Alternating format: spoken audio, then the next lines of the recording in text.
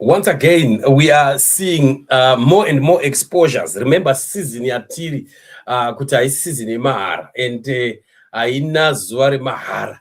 Season yetu leyayazi phela season le. Season le sayikhuluma kusukisela kudala ingakaqalisi, right? But siyayibona khathesi ukuthi hayi ingani isiphakamile isiphezulu le. Ndo nguva yacho iyo exposure, and exposure is just happening mahara. Ndo zvinonzi zvemahara kashi. Tungwarara'S crooked and dodgy lifestyle further exposed. Saka mubvunzo mukuru uri kubvunzwa nevanhu ndeyekuti Rukachivende unombovaona kupi vanhu ava chaizvo chaizvo, because ndo mubvunzo wavo. Because ukatarisa vanhu vese vakakomberedza Ruka, ndo paunobva watanga kubvunza kuti unombovaona kupi. Tarisai muone vanhu vacho, vana ng'eng'eng'e, katsuro katsuro magenga katsvaka, ivava vana tempted to steal, vana rova mupira. Just list yacho haiiti list yacho. Yakangopenga yega list yacho. And when you look at that, that's when you start to see that there is a big problem yatinayo. And handizivi kuti vanhu veZANU-PF deep down their hearts vanozviziva here kuti problem yedu chaiyo ndiani. Because while of course vachitya, because rimisi rova mpira rinova musoro chaiko, unoswera wati tasa, right? Saka havangatauri, but I'm sure deep down vanyazoziva kuti mukuru ari kuondonga and anoondonga and acharamba achiondonga kusvikira kumagumo, and ndo mamiriro akaita zvinhu. So it's quite interesting, you know, how some other files that are coming out.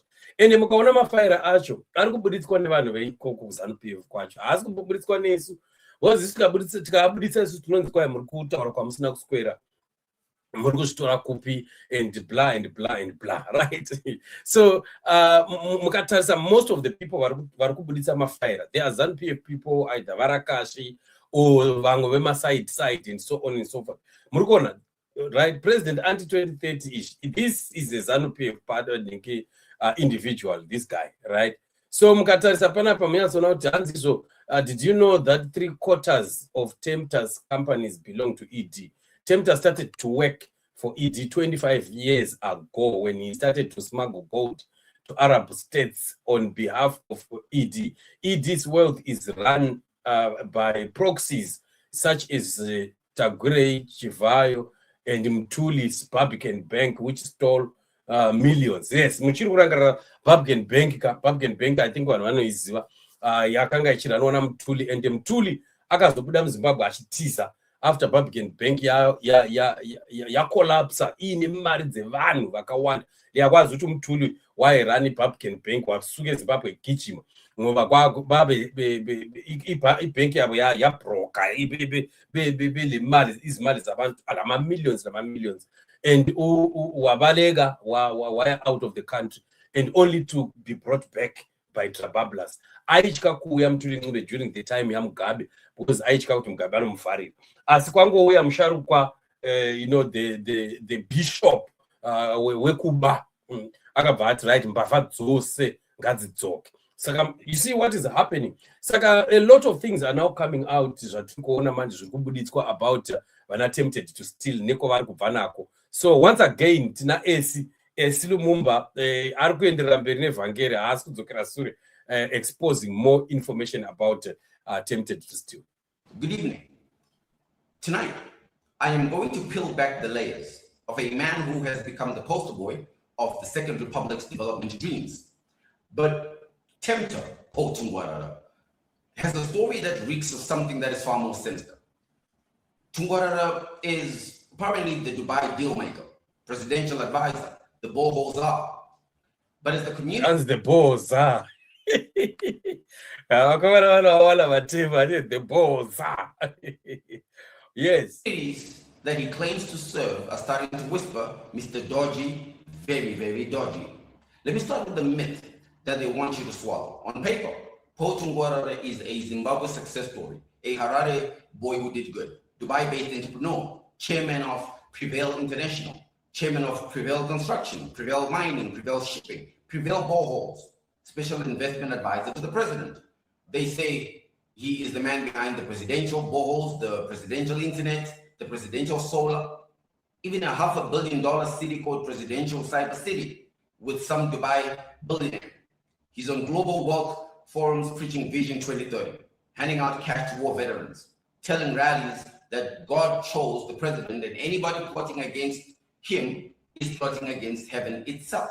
Right. On that note, iyoyo iri kutaurwa naesi nyaya yekuti the guy is just running achingoti mwari mwari mwari mwari.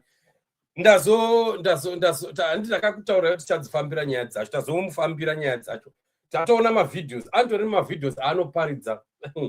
Mavideos aanotoparidza, tatoona YouTube channel yake ine about 500 something people subscribers.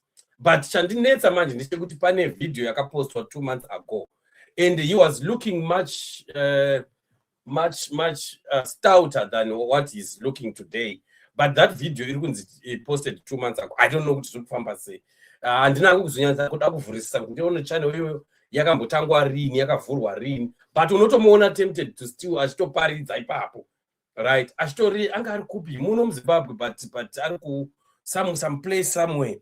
Munhu anga achitointerpreta neshona iye achiinterpreta achiparidza neEnglish. So pakatonyorwa kunzi Pastor Paul Tungwarara. Zvakatonaka handiye. I don't know kuti bra emukona enda nguyu baba loa nguye civil straight, but only that he had more weight during that time. I don't know what period of time that was than what he is today. People should have thought kuti angade ane weight zvino zvakunyatsorova chibanzi than possibly that time paakanga achaparidza. So Israel anga right kuti muchinda uyu was he knew him as Pastor Paul. Yeah, antoripo nemavideos aripo, mukaenda paYouTube munotoawana. Antoripo Pastor, mukangonotaipa Pastor Paul Tungwarara muchatomuona achibuda. Akati simbei than zvaari right now. So the issue yekuti why possibly ari kuramba achiwanza nyaya yekuti God pamarali pake, it could be because of ka background kekuparidza ikakako. But manje this time around kakushandiswa zvisirizvo. The gospel is now being misrepresented for the purposes of political political expedience, right? Hanzi zona mukoma Peter, hanzi masora sei maonero angu hapana drama zvaro zvichangopera zvakadaro, the geza away varume ava vanoda kubviswa nepfuti chaidzo. Hai, regai tione. Isusu tiri kunamata vanota vepfuti vanorongawo pfuti ikoko. Isusu dzedu pfuti manje ndio inonzi prayer manje and intercession. Isusu tiri kunamatira zvinoita kuti kana pfuti dzacho dzikunde, because mukangopinda nepfuti mukoma Peter musina kugadzisa zvinhu zvemweya munyika yeZimbabwe munodamburwa futi. Because vakomana vanenge vakakubhita ikoko, handi muri kupaona, vanenge vakakubhita ikoko. Saka nyaya yeZimbabwe chaiyo inyaya yemweya varume. Kana tikangotadza kunzwisisa kuti nyaya yedu inyaya yemweya, hatiibvisi ZANU-PF. Chero mukanopuwa zvigwagwagwa zvakaita sei kwamune maenda kunodoneterwa, munouya mukaitadza futi ZANU-PF. Ndo zvatinotaura, because it's not about a physical war. Chakatotitadzisa kuvabvisa nguva yese iyi, mukoma Peter, inyaya yekuti takanga tichirwa hondo physically. Hatina kumboziva kuti varume ava simba ravo chairo rinoita kuti vagare riri kumweya. It's a spiritual thing. Saka Mwari vakazosumudza isusu manje in this season and time, ma-intercessors kuti chinamata inda kuda kusunungura nyika manje, but Mwari vanototanga vaita zvinonge zviri paground kuti the spirit imove. Saka ndo saka takatanga kunamata nyika 2023. Chionai manje zvakatanga kuitika kubva 2023 yacho 4, 5 nepatasvika ezvino. You can tell kuti pane zvimwe zvinhu zvine ruoko rumwe rusiri rwemunhu, handi muri kuzviona. Saka tikangoda kutadza kunzwisisa kuti chii chiri kunyatsoitika panyika yeZimbabwe, we will tend to lose the battle, because the devil akatotiwandira. Ndakamboexplaina nyaya iyoyo. I'm not going to explain to why Satan akatargeta Zimbabwe that much.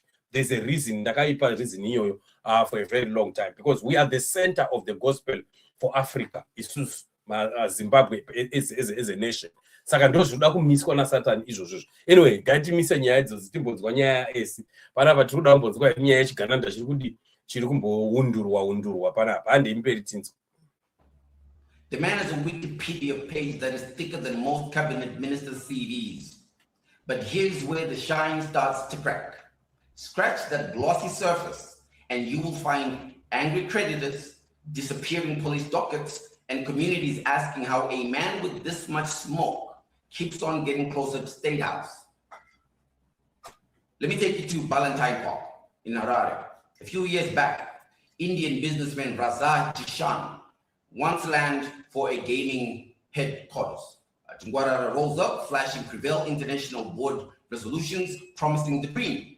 Jishan pays 1.3 million for the land, another 550,000 for the offices, 99,000 for septic tanks, 150,000 for a gaming license, and work permits for 450 Indian workers. In total, he pays $2.3 million, then reality hits.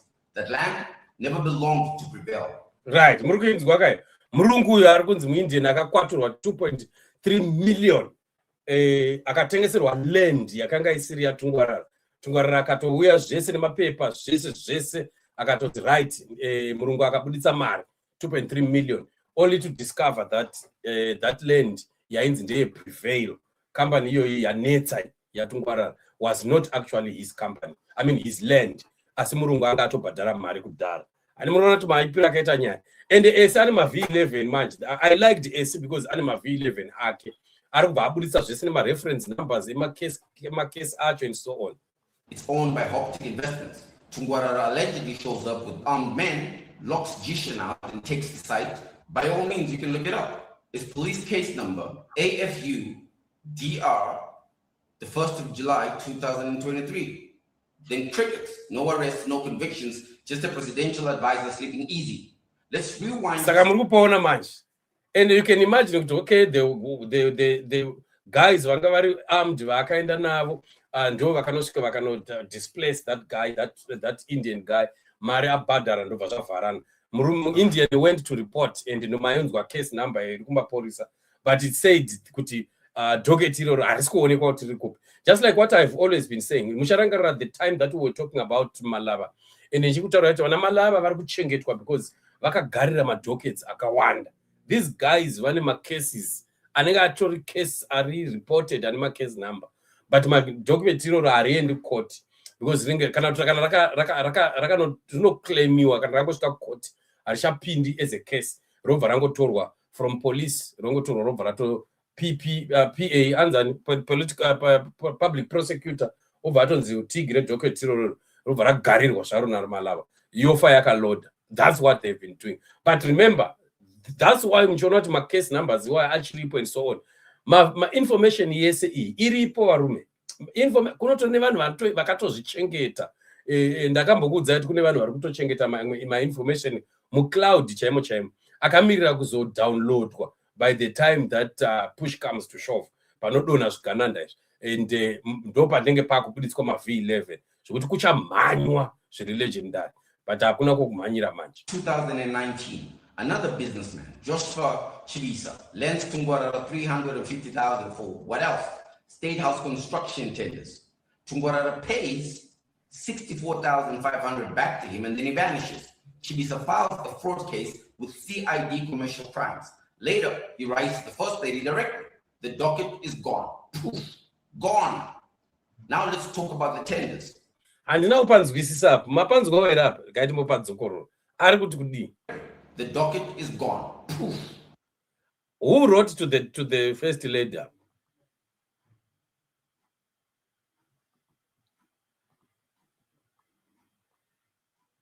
It's like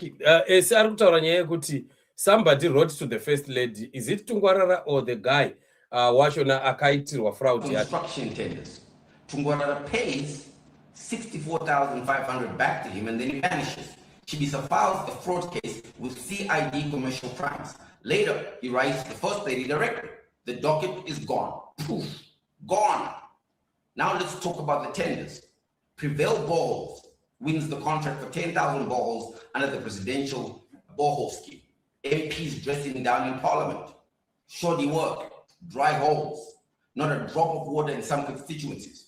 Village business units promised, nowhere to be found. But meanwhile, Paulo Construction builds the State House wall and tries to build Treasury $15 million US. A number so absurd, even Mutuli Mube blinked.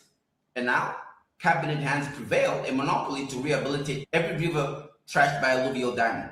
Everyone else gets shut down. Prevail gets a license to print money, charging Chinese miners 10 to 15% royalties to keep digging. Environmental protection, they call it. State capture is what it is called. Buhera knows the real Paul Tungwarara. Chiefs and villagers told reporters he's been duping people since time immemorial. Not a Dubai story. So kureva kuti mukuru akatanga kukwatura mari dzavanhu even during the time yaakanga achiparidza. Muri kupaona? Saka pakaipa. Vanhu vanenge vachiparidza vhangeri asi vachikwatura mari dzichirohwa. Yeah, my communities achichema. Vari vanhu vaMwari ivava. Ava vanhu vaMwari ava vakomana. Ityai navo vanhu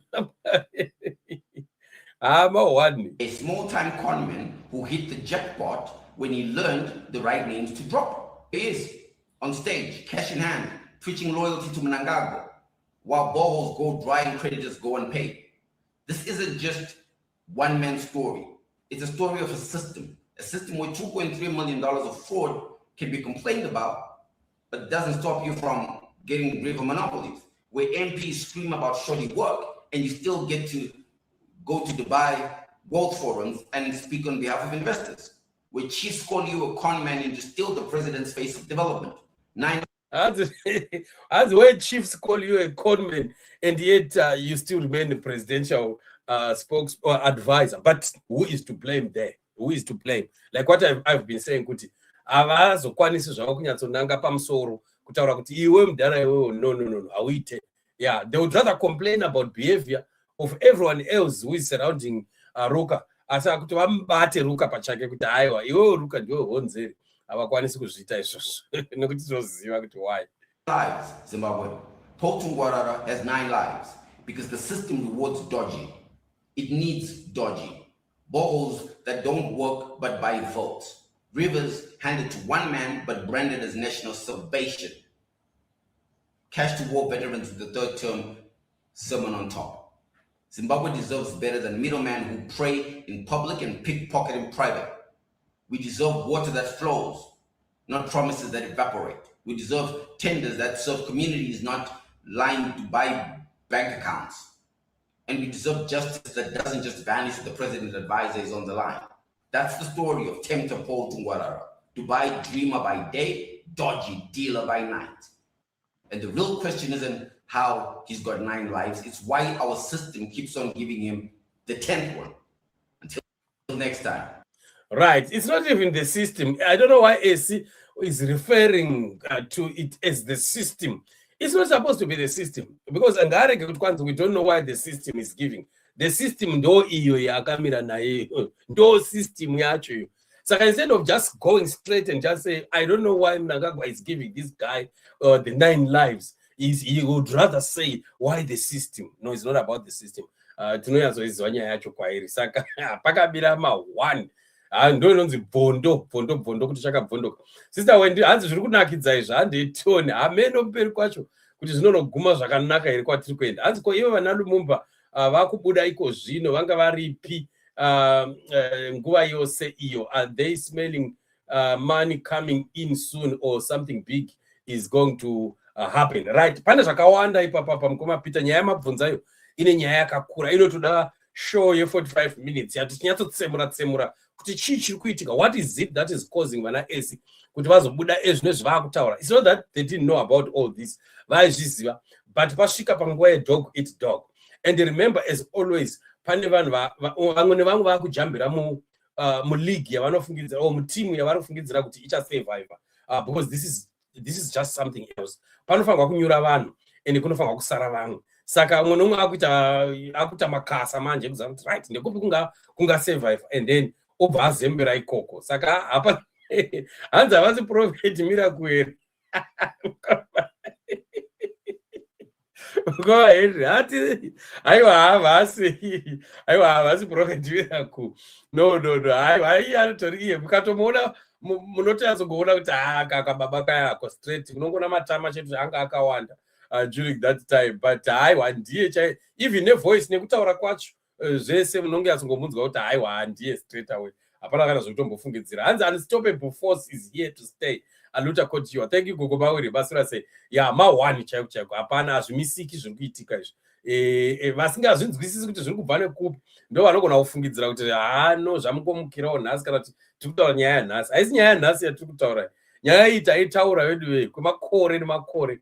Tichiramba tichangaridza vanhu kuti mirai muone nguva yacho iri kusvika. Saka kana yazosvika tikazoona vamwe vanoti ndizvo here kana kuti hazvisi, tobva taziva kuti aiwa ava havasi kutinzwisisa kwatiri kubva. Mukoma John hanzi, good evening family, always pray for you my brother. Regai zvibokane vaifunga kuti vakangwara, right? Aiwa zvakabaka zvibhakera. Regai tione kuti at the end of the day tinoguma tiri papi, but tinoziva hedu kwatiri kunanga. The direction is just clear. Zimbabwe inofanira kuti isununguke, and Mwari watinonamata akatendeka. So we need to meet in the next show. Next show tiri kuzotaura nyaya yamafume. Handizivi kuti vanhu vachiri kurangarira here mafume. Ndichitaura pane imwe show ndichiti Jacob, these guys vachakukanda pasi pebhazi one of the days. Pane musi wanaipopota stereki ichipopotera mafume, achazoti anga aiteko. Ndikati ivava vakomana vari kupembedza vezanu, usatrasta zanu inodya mazai ayo. Ndikati one day tichakunzwira mukana wasebota. And I think vanhu vachiri kuirangarira nyaya iyoyo. Oyo Jacob, right? Saka handeti munobata yaJacob manje, Mr. Doing vari kudya matemba, izvozvi zviri kutaura kwatiri kuita. Saka hapana kumira mushi, right? Then after Mr. Doing tinenge taakupinda hedu zvedu kuvhangeri redu, todzokera hedu ku the book of Romans. We are looking at chapter 7 nasi kunotapira, and I'm just praying and hoping kuti anenge network yedu inenge improve by then, so that we can be able to pick up and do the work of the Lord. So pakanaka, hatisangane next show, hapana kumira mushi.